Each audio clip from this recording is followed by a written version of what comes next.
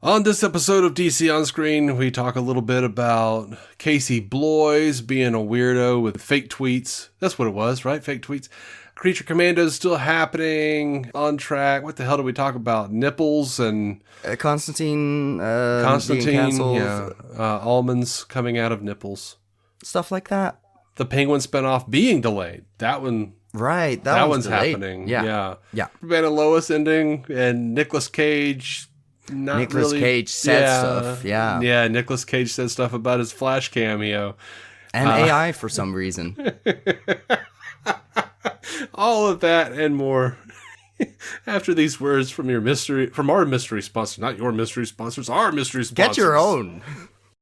Lucky Land Casino, asking people, what's the weirdest place you've gotten lucky? Lucky? In line at the deli, I guess? Aha, in my dentist's office. More than once, actually. Do I have to say? Yes, you do. In the car before my kids' PTA meeting. Really? Yes. Excuse me, what's the weirdest place you've gotten lucky? I never win and tell. Well, there you have it. You can get lucky anywhere, playing at LuckyLandSlots.com. Play for free right now. Are you feeling lucky? No purchase necessary. Void where prohibited by law. 18+. Terms and conditions apply. See website for details. With Lucky Land Slots, you can get lucky just about anywhere. Dearly beloved, we are gathered here today to... Has anyone seen the bride and groom? Sorry, we're here. We were getting lucky in the limo and we lost track of time. No, Lucky Land Casino, with cash prizes that add up quicker than a guest registry. In that case, I pronounce you lucky. Play for free at LuckyLandSlots.com. Daily bonuses are waiting. No purchase necessary. Void where prohibited by law. 18+. Terms and conditions apply. See website for details. Welcome into DC On Screen, the podcast bringing you news and reviews about the DC Comics multiverse on film and television since 2015. I am your host, David C. Robertson. I have it written down here that this is my old pal Jason Goss, but unfortunately, Jason was called away due to a family medical emergency. So joining me on the show today, our old friend, Effie Oppelders. Good morning. I wanted to joke about it, my presence being unfortunate, but then you came up with the medical emergency, and now it's not funny anymore. Yeah, now it's just pretty unfortunate. Damn I know. Take that. It is good to be back on this side of the mic, I guess, instead of listening. So I'm happy to be here, even if the circumstances are indeed unfortunate. Yeah, they're sad circumstances. But, and I won't get into it here, but Jason and his immediate family is okay, but a little outside of that, it gets a little, there's something going on. We can talk off mic. Yeah. All right. So, first of all, thank you to the patrons, and show wouldn't be possible without you. It'd actually probably be possible. Just not comfortably. Just not comfortably possible.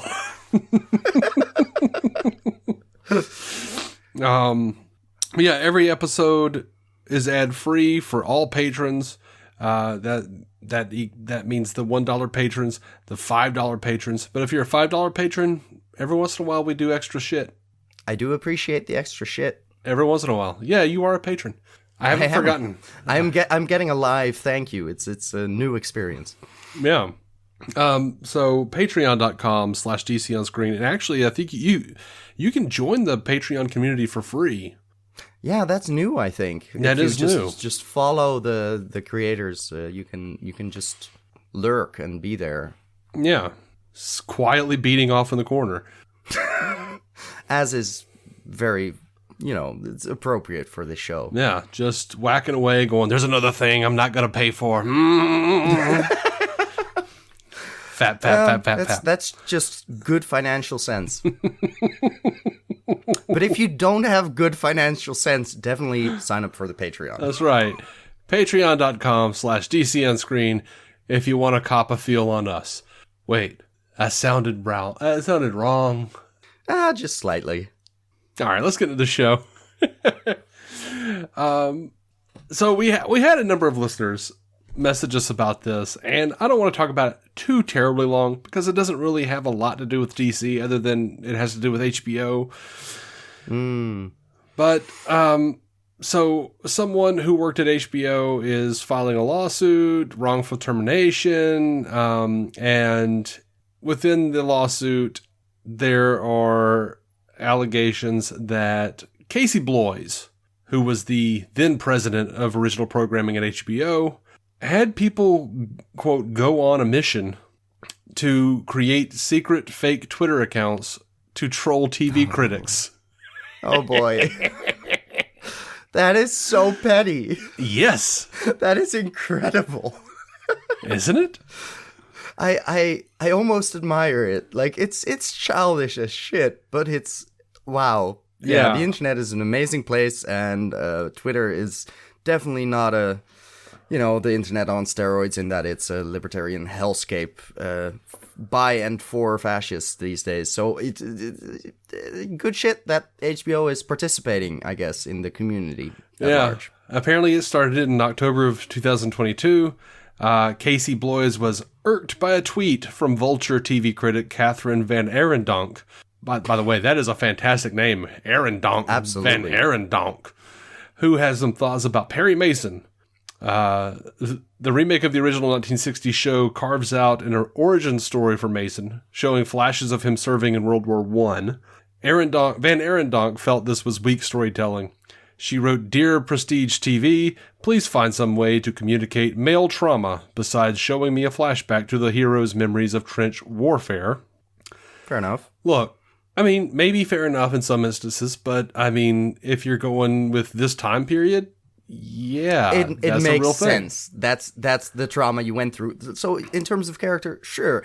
In terms of it being a thing we see really, really often compared to any other type of, character growth, sure, I can see a point there.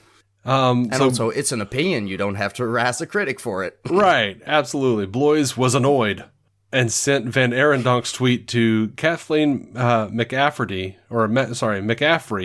HBO's Senior Vice President of Drama Programming, saying, maybe a Twitter user should tweet that's a pretty blithe response to what soldiers legitimately go through on the battlefield.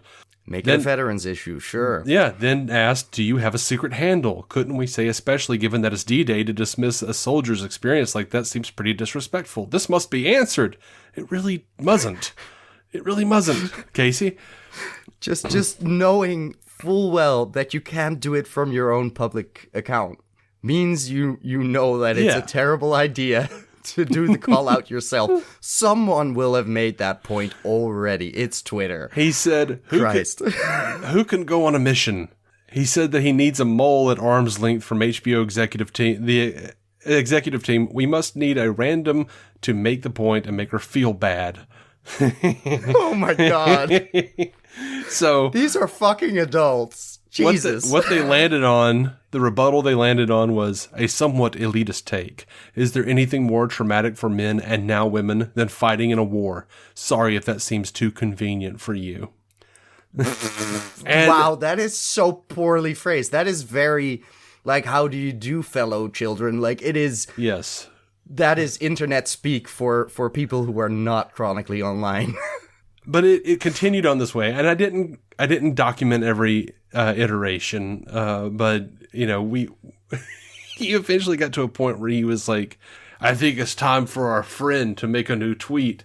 And by the way, all of these were very easily traced back to them.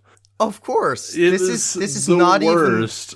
Even. God, like just the. They didn't even go through the effort of actually having some unpaid social media intern do this on their secondary email, and nothing. Just oh, this is so obscenely dumb. And I'm not so naive to think that big studios like Warner Brothers aren't doing this, because I'm sure they are. Oh, yeah. But this is like such a ramshackled version of this. Yeah, it's amateurish, and it's somehow goes all the way to the top, where you're like, no vice president of anything should have to deal with this bullshit. No. Like, what? This is just, like, I understand the instinct. It is petty, but it is also aggravating to create content and have critics like shitting on it every 5 seconds. Absolutely, but that's kind of their job and what they've been doing for decades, and you should get used to it as a studio.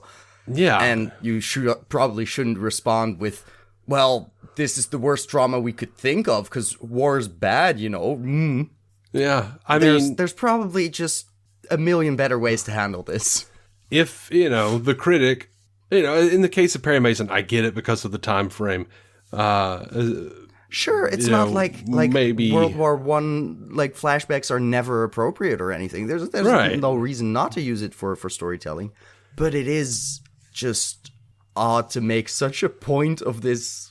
Probably 3 lines in a fucking article that likely nobody read, since I don't know many people who even watched the Perry Mason reboot. I know a lot of people who watched it. Apparently, it was very good. Apparently, it was very, very good. I have no idea. It apparently didn't make the transition across the ocean, I suppose. Yeah, maybe not. But also, if there's an annoying sound in the background, it sounds like a housemate has an alarm that just goes through walls. Okay. I hope they wake up soon. Well, I can't hear it right now, so fingers crossed. Good. That's a good sign. So moving away from that, because whatever. The only thing it has to do with DC is that they pointed out at the end of the article that 13% of the Snyder Cut fandom were bots, according to some study. Some arbitrary, yeah. Which is still leaves a lot of people, but let's not even get into those numbers. Yeah. That's a weird game, and I'd have to really dig into the sources, and I don't want to. Yeah, and I just don't care. It's just a petty excuse to ignore the real demand that was clearly there, and pretty much resulted in it being made and released and successful. So, go sit in a trench somewhere. Yeah. So there was a major DC rumor that was spreading this previous week. An unverified source had DC fans believing that Creature Commandos, the animated series, would be delayed. James Gunn says Creature Commandos is all set to come out in 2024. There have never been any delays. Thank goodness. Any info otherwise is a well-intentioned mistake or misspeaking. When asked by When asked by another user if work on Creature Commandos was at all impacted by the strike, Gunn said, as we know, animation is not part of the SAG contract, but it still doesn't matter, as everyone's lines have been recorded for a long time, and animation has been going full speed ahead for a while. I thought we knew this. I'm pretty sure I knew it was basically in the canon. They were just working on the art side of it. Yeah, it's been this way for months. We've been saying basically this for months on this show. And I guess we just aren't listened to by the entirety of the fandom because there are still people who are flipping their shit. Sad. I know. It's really their loss. Why aren't you here? We should be listened to by everyone. Pretty much. Just mandatory listening. Worldwide. Just suckling at the teat of DC on screen. It is how it ought to be. And I do love the unverified sources, though. Those are my favorite kind of source. Of course. And also, by the way, if you suckle at the teat of DC on screen, we don't excrete milk. It's gummy bears. That's good shit. Just full-fledged gummy bears. I was thinking, what's that taste? But now I get it. I get it. Yeah. Every once in a while, it's a Sour Patch Kid, maybe a gummy worm. It's still acceptable, as long as you sort of see it coming and you're like, oh, some sour in between. Yeah, that's good. Yeah. Every once in a while, chocolate-covered peanuts. It's rare. I mean, you gotta have some tiny trinkets in there that are, harder to find. It's the one toy that's not made as many of them, but they're in one Happy Meal across the country, It makes it interesting. You got to find that golden Wonka ticket. You got to find that chocolate-covered peanut coming out of the DC teat. Yeah, we tried chocolate-covered almonds, but they were too painful. Yeah, no, that sounds just ugh. I'm grabbing my This hurts.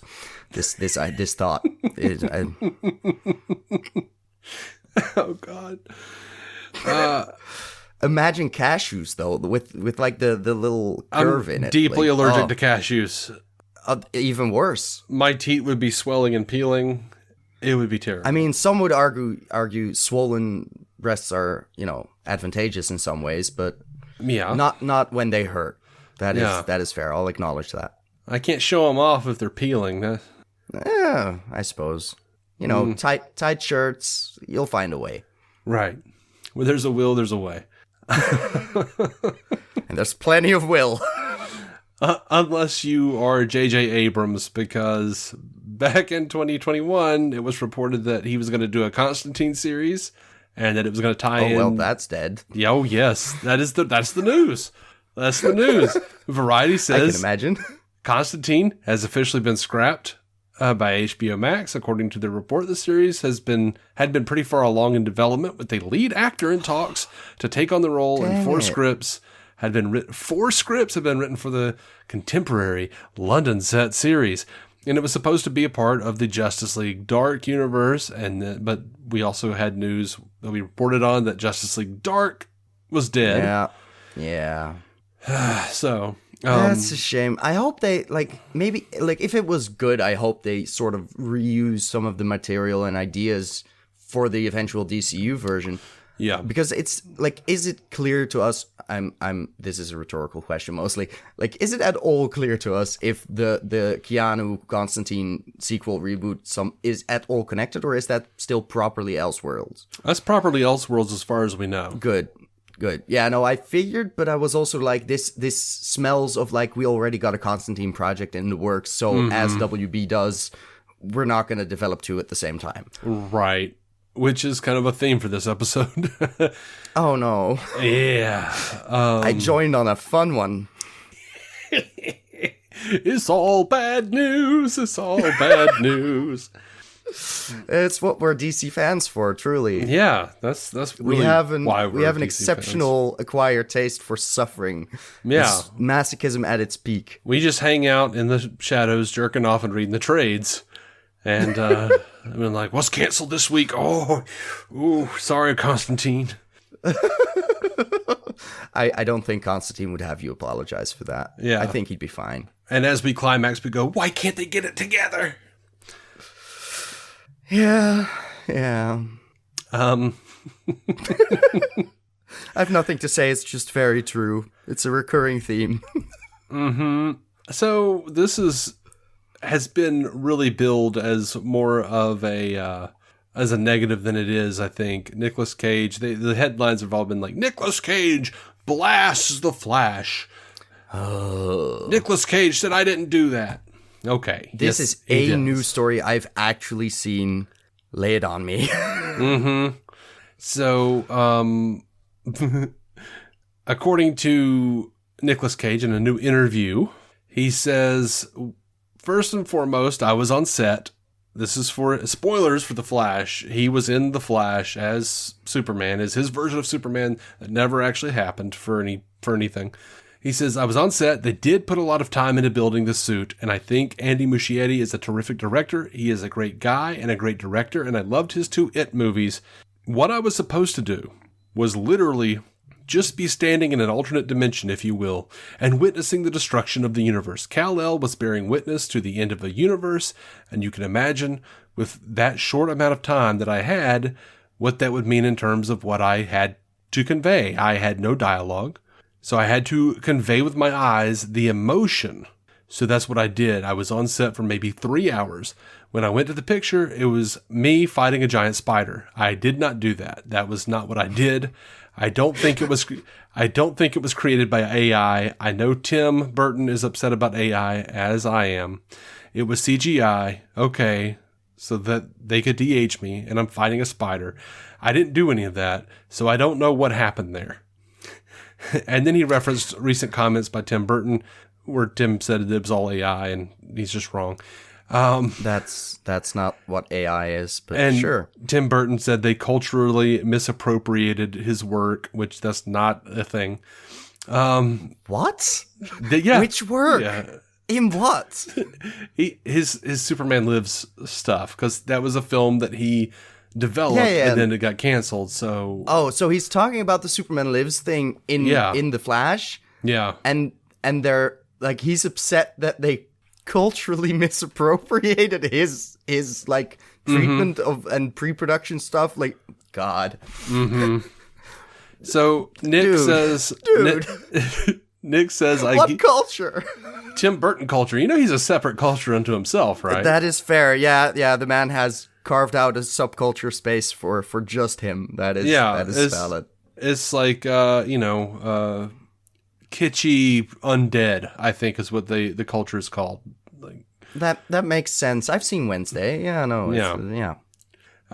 Nicholas continues, I get where Tim's coming from. I know what he means. I would be very unhappy if people were taking my art and appropriating it. I get it. I mean, I'm with him in that regard. AI is a nightmare to me. It's inhumane. You can't get more inhumane than artificial intelligence. But I don't think it was AI. I just think they did something with it, and again, it's out of my control. I literally went to shoot a scene for maybe an hour in the suit, looking at the destruction of a universe and trying to convey the feelings of loss and sadness and terror in my eyes. That's all I did. I mean, no. He's an actor. Yeah, he laid a lot in there that was probably never used. Also? Because they changed it around and were like, we've already got Chris Reeves standing there and being sad, looking at stuff he shouldn't understand. So... Honestly, I feel like all of these statements are him like making it clear that he didn't choose it to do it this way, and because of what Tim Burton said. Like, he's so hung up on what Tim Burton said. Because if you will recall, when The Flash came out, Nicolas Cage said he saw the movie and was satisfied with his Superman cameo in The Flash. Oh, so he's just responding to his old buddy being like, hey, man, this wasn't my idea. The director changed some stuff, and we got to see the spider, and that's cool. But, AI is bad, but also it's not AI. So what are we talking about here? Come on. Also, like, man, look, the CGI looked like shit. Let's be honest. And, like, maybe if they'd thrown it into a decent AI, it might have looked even better. Who knows? There are deepfakes out there of Snyderverse stuff that look better than Cavill in, like, the flashbacks of The Flash. It is atrocious. But, it's a stylistic choice because we didn't have time or budget for it. Yeah. But let's look at the other thing. Like, he just described, he was just supposed to be standing there upset and watching a universe die.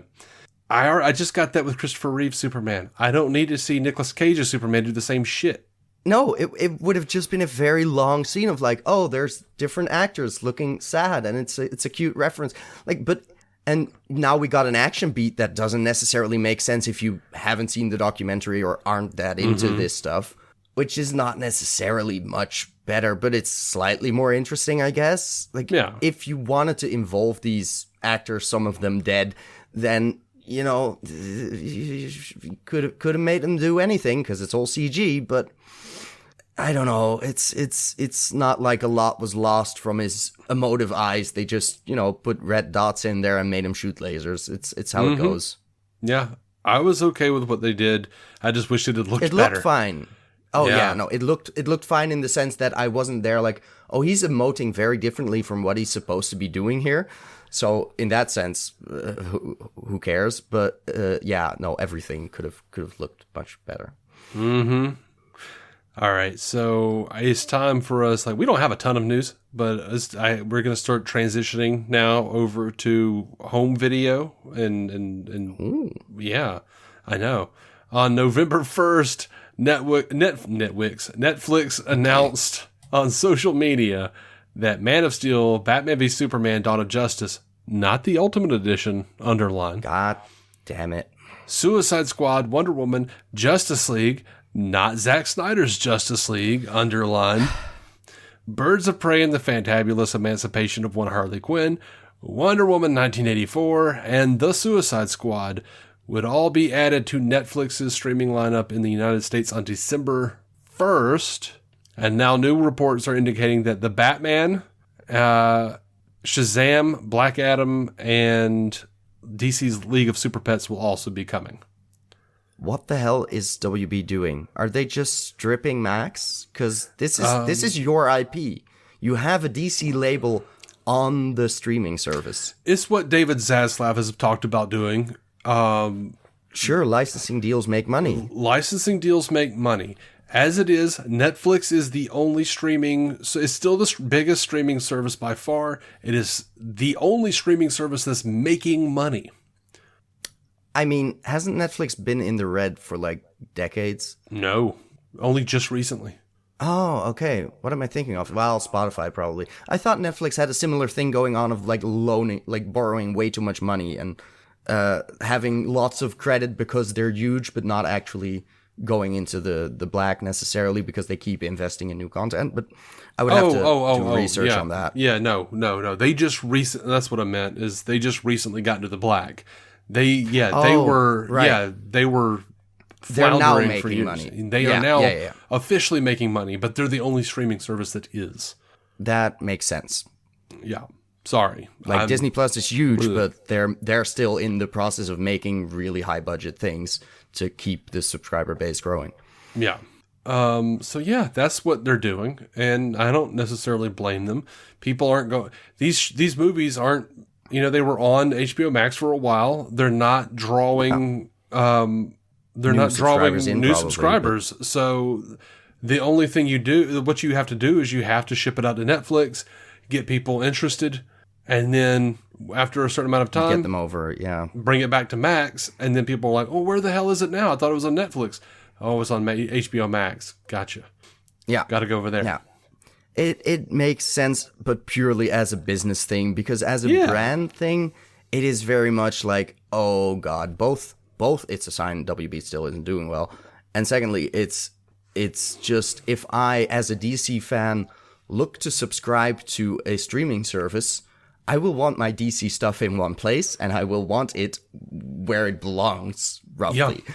Like, now I would have to have two streaming services just to watch Zack Snyder's version, and I guess the Ultimate Edition, maybe? That is, US people are being screwed. Like, the DC Universe days, I was still jealous back then. By now, it's a mess, and I'm glad I have Blu-rays. Christ. But it's just, I wouldn't be surprised if we start seeing Disney Plus doing the same thing with Marvel movies. I really wouldn't. I feel like they're more protective of their Marvel IP. I feel like Marvel Studios has more control over there, because they're even still importing the old shit. They have the Netflix shows. They are continually trying to get the Spider-Man stuff over to their side. So they are trying to consolidate more. And I feel like WB's priority right now is just, God, we need cash flow. That's true. They're still in debt. And you know what? I would not be surprised if we start to see Disney Plus do the same thing. But at the same time, if Disney Plus can do the impossible, as Disney has done so many times before, and they can crack the code and make it work, hopefully we'll start seeing some of these other streaming services doing the same thing. But we're seeing a similar issue with Paramount Plus, because Paramount Plus is the home of Star Trek. But I've heard of that show. We happen to do a little podcast together watching the original series. Right. That's why. Yeah. Star Trek Universe, if you guys are interested. But I thought it sounded familiar. One of the newer shows, Star Trek Prodigy, they had already renewed it for a second season. It was in production, second season, and then Paramount Plus canceled it. Oof, that's rough. Took it off of the service immediately. Luckily, Netflix bought it, so we'll be able to watch it there. But the reason I'm excited about that, I'm annoyed as a fan because I'm like, no, you're the home of Star Trek. I want all Star Trek on there. But as a fan, I'm like, if it's on Netflix, least it's getting made. It's that, and also if it goes to Netflix, that is a huge audience. That is a much bigger audience than Paramount Plus. That is an advantage. Yeah. And it is a kids, or it's a show aimed at children. So that could bring in a whole new generation of people who could really be into Star Trek. So, Netflix had a lot of success putting all the old Star Trek shows on their service. And the only reason they're not there anymore is because Paramount Plus wanted them. Yeah, and I still have them over here, but that's my exception to being not in the US, I guess. Yeah. But it's also on Sky Showtime. Like, the original series is on both for some reason. That makes sense. I don't know, non-exclusive licensing deals, I suppose. I guess so. So The Penguin has been delayed, the Batman spinoff show for HBO Max. That is kind of sad. But go figure, they were shooting and then everyone had a strike. Yeah, so WGA and SAG strikes meant that had to be pushed back to the fall instead of the spring. So that's happening. We have word from Casey Bloys though. Familiar name now. Yeah, and you'll see how stupid this guy is. I had an inkling. Oh God, let's see. He's talking about superhero fatigue. He says, I don't know that it's necessarily tentpole fatigue as much as it is a sameness of storytelling. I think the key, even within DC, is trying to tell different stories in different styles to not try to do the same show over and over and over again. I would say Peacemaker is a very different show tonally than The Penguin. So there's not a uniformity to the storytelling, and I think that helps. Unfortunately, Marvel, as good as their shows are, there's probably been a lot of them. That's one of the advantages. Yeah, that's one of the advantages we have at Warner Brothers. Is it's not just one set of stories. There's a lot of stories you can go to. Dude, shut up. What? That you're not even making a point. Just don't bring in Marvel into your conversation if you don't want to have to sort of defend yourself, because this is a bad defense. Don't be like, Marvel, as good as their shows are, like, and then you're like, there's probably a lot of them. Yeah, there are a lot of them, and they're all very tonally different. Yeah, I agree with the point that tonal difference is somewhat important. I'd also argue that it's not so much sameness in tone, but sameness in quality where the issue lies across the superhero genre. Mm-hmm. It is sure, I would not want every Marvel movie to have the exact same tone. I've had my issues with that, but also I don't want them to be mediocre. That's my issue with the recent batch, where there were a couple good ones and a couple, what are we doing? Yeah. It doesn't have that same forward momentum anymore. And of course, it leading up to to Endgame, that was an all-time high you're never going to replicate. But right now you're in a phase 1 of sorts where it's not as good as phase 1 was.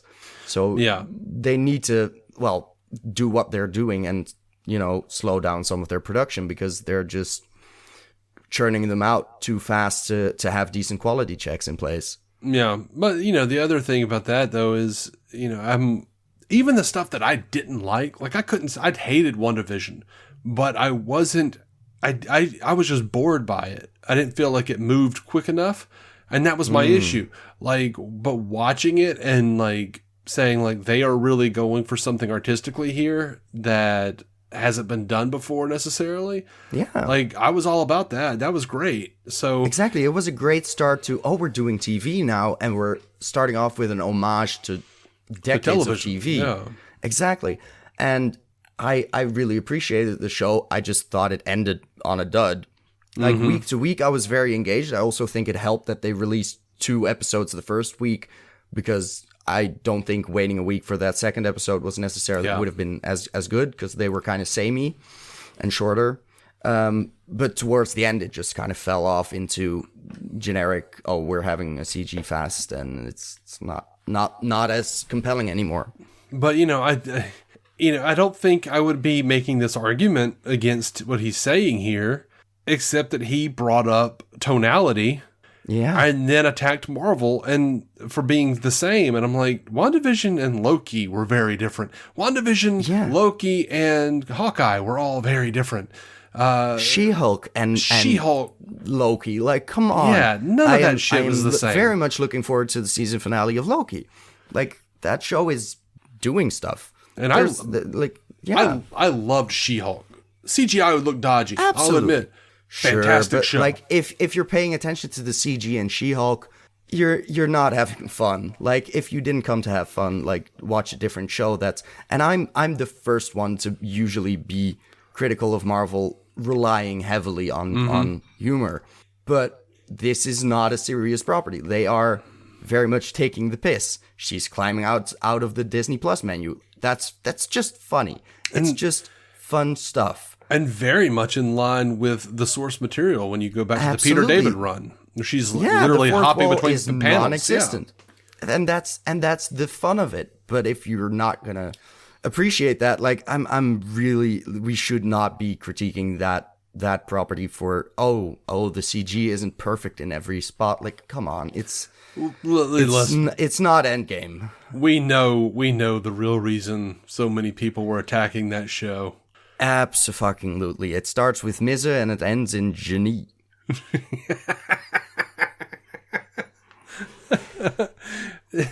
A few people didn't realize that they were the villain of that series.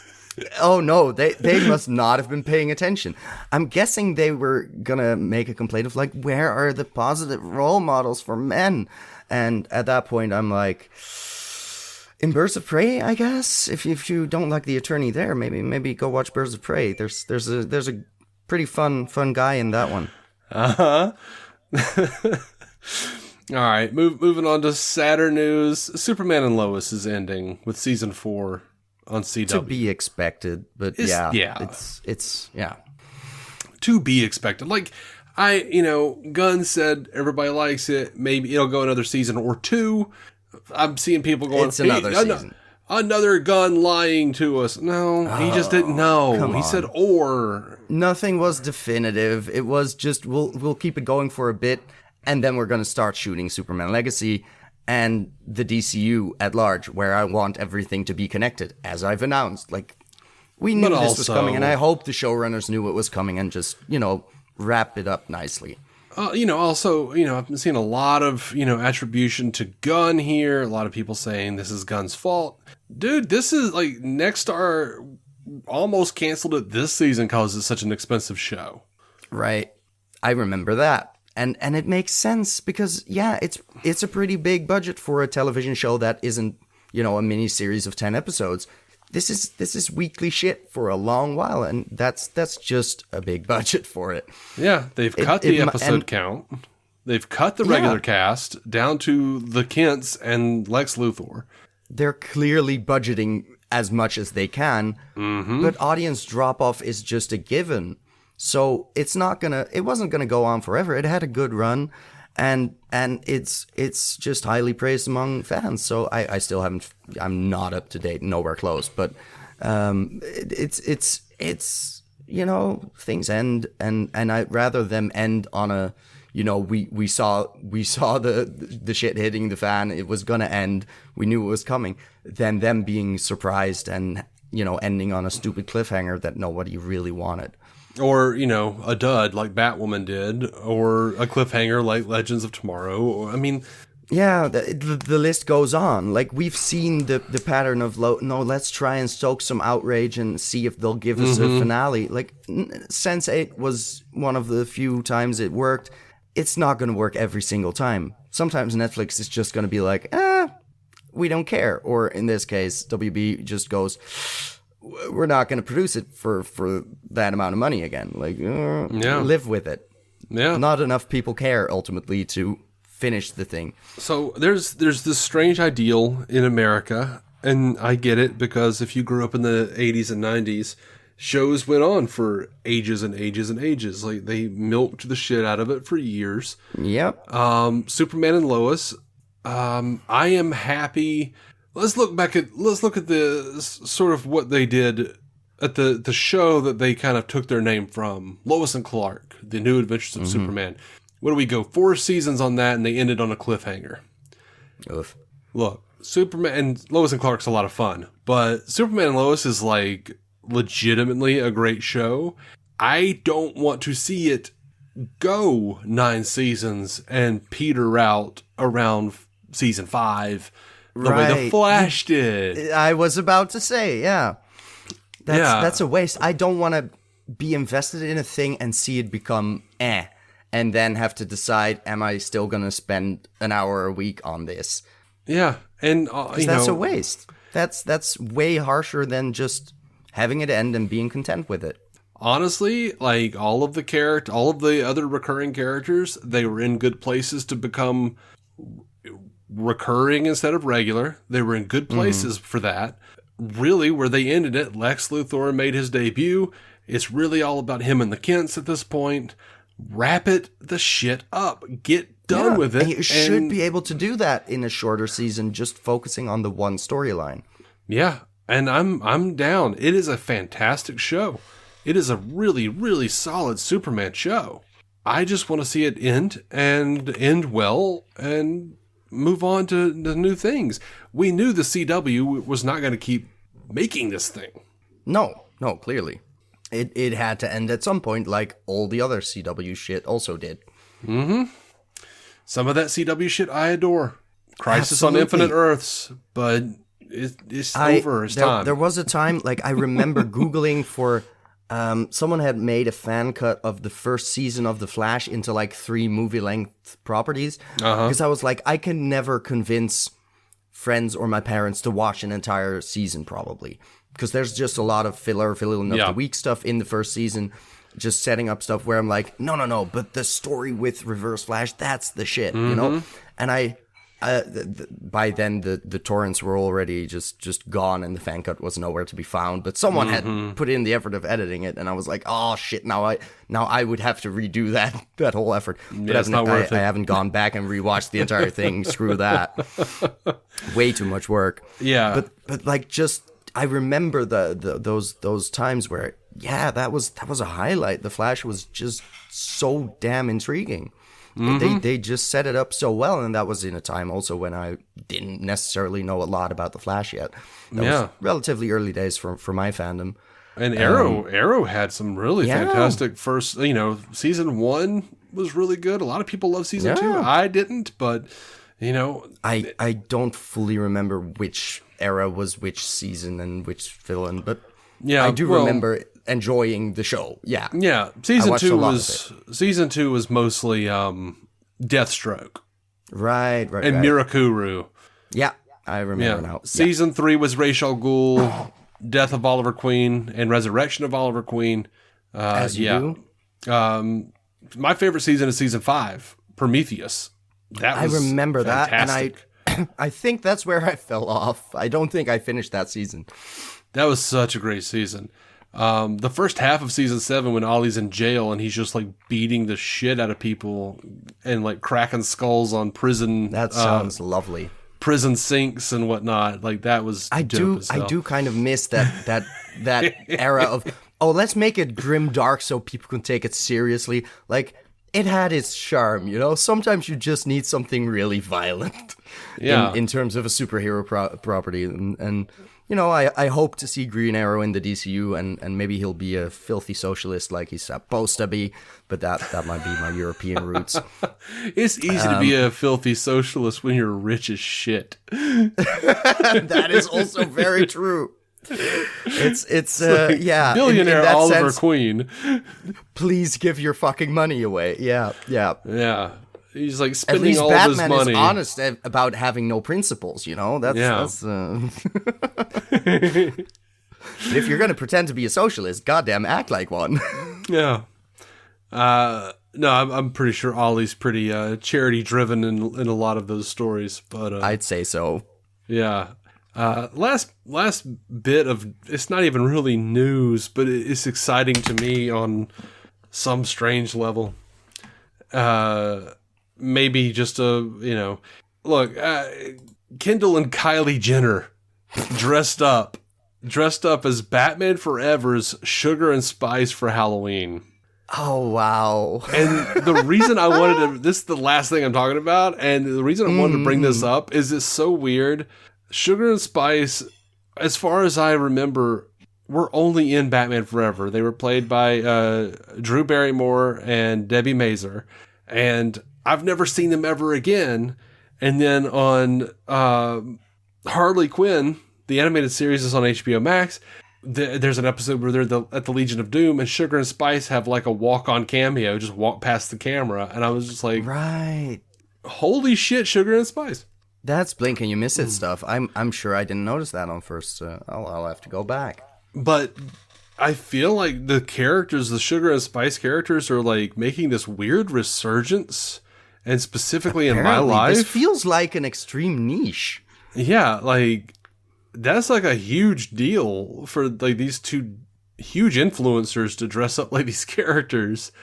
And that feels like a costume they'd have to explain in the comments. Yeah, and weirdly, like the day that I found out they dressed up as them for Halloween, I happened upon a book, a Batman Forever official companion book or something, and they had a ton of really cool like character designs and designs for the Batmobile and Gotham, and tons of promos that I've never even seen on the internet, and a bunch of them were of Sugar and Spice, and I was like, holy shit. You don't create those characters without having some promotional material to draw people in. Yeah. And I'm like, how are Sugar and Spice so prevalent in my life right now? Like, this is so weird. I couldn't tell you a damn thing about them. I haven't seen Forever in a while.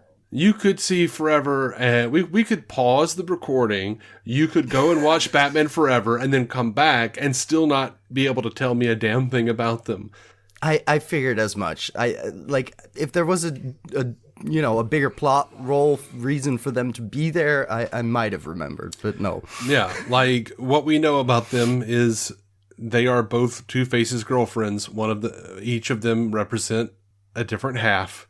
Yeah, that's the whole gag.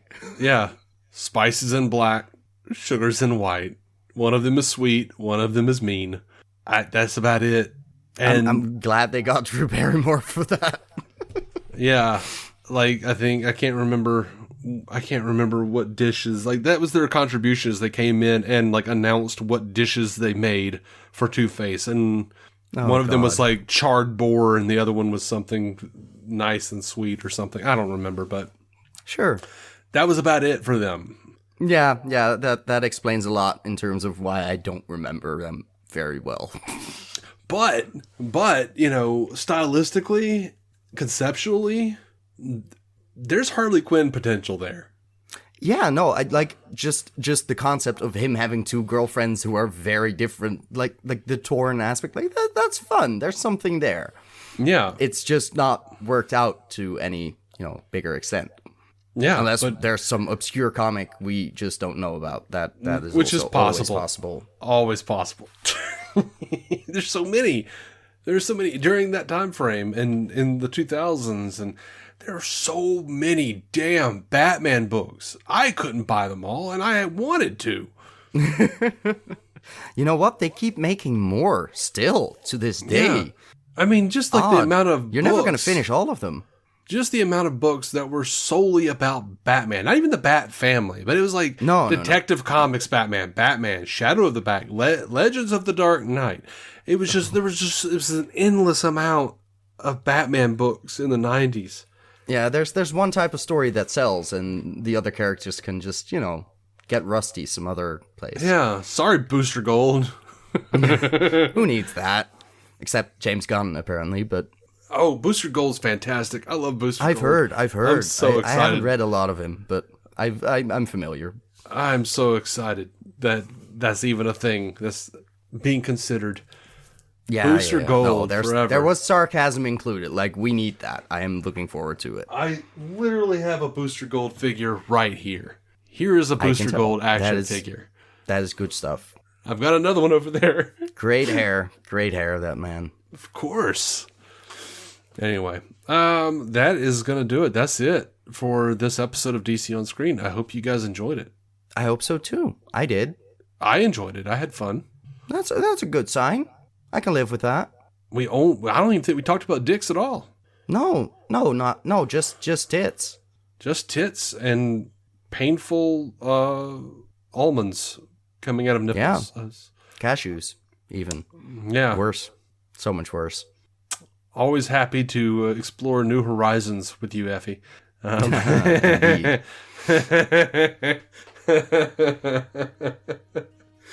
All right, guys and gals and everything in between.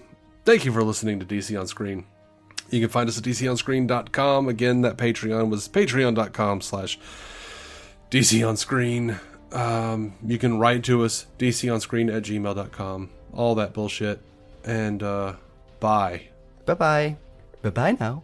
Bye-bye. Bye. Sorry, I'll stop. Why is this happening? I'm not sure. It happens. Keep some DC on your screen. Right, that one. Yeah. That's what I was supposed to say. Now I remember. Yep. Nailed it. Hey, thanks for listening to DC On Screen. Our theme song is by Jason Goss and Michael Shackelford of Galactic Engineers. The incidental music is by Michael Shackelford and Kevin MacLeod. You can rate the show on Spotify or rate and review us on Apple Podcasts. Doing that really helps push our show to new listeners, so your help would be much appreciated. You can also contact the show at DC On Screen on Twitter, Instagram, and Facebook, or email us at dconscreen@gmail.com. To become a patron and get ad-free episodes and exclusive content, go to patreon.com/DCOnScreen. Your reviews and feedback may end up on a future episode of DC On Screen.